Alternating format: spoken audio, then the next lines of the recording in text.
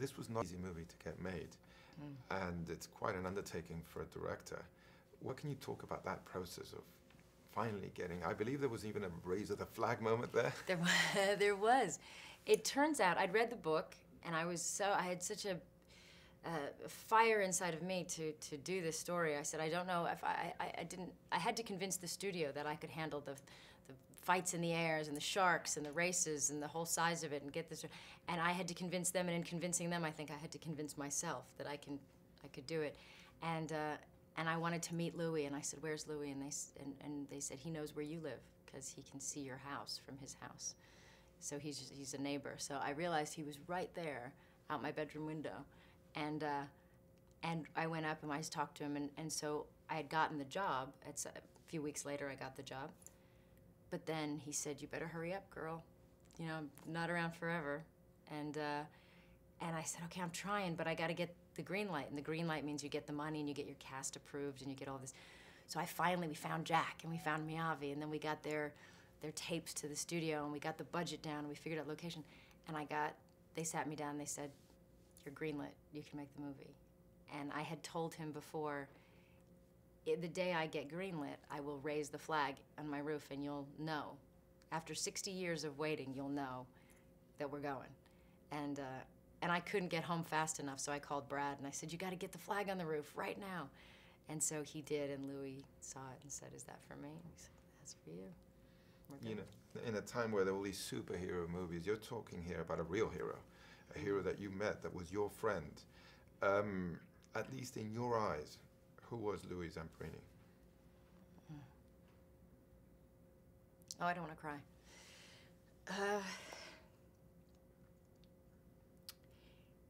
He was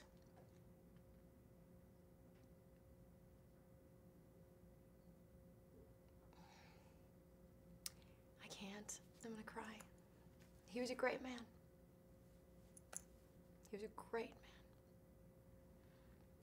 And how has he influenced you? I mean, he seems to touch everyone in a special way. Everyone that I've spoken to that have met him, their life has changed after meeting Louis. And I don't want you to cry. but you know, you finally told his story, and you can be very proud of that. Thank you. And people are going to realize, wow, Jolie, she's a director. She's a really good one. Thank you. I know you showed him some scenes and all that. What can you talk about that experience? You directing this movie and feeling like you made your friend justice. Well, the lovely part about making the film with Louis is that we were able to, you know, you have we can call him. We'd be sitting there on the raft and we'd say, you know, did we have a screwdriver on the raft, and how many water cans were they? And we'd say, somebody call Louis and ask him. You know, we had Laura Hillenbrand, who was so well researched and such a partner. So Louis was a part of the film from the beginning. He approved the casting, and he was always with us, and we kind of made it together to show him scenes. When he was finally, I got a call that he was in the hospital, so I had it downloaded onto my computer. We hadn't finished the effects or the music, but we had the film. And I had to hold it over him because my speakers weren't so great, so I held it over him. And I watched those bright blue eyes just at the end of his life at 97, with his body failing him and preparing himself to pass away. I watched him watch his own life and his own journey, and I watched him jump when he saw the flak, and I watched him smile when he saw his mom make gnocchi, and he loved the races, and I think it made him connect to, I think it helped to prepare him to pass away, and I hope it made him proud of the life he'd led.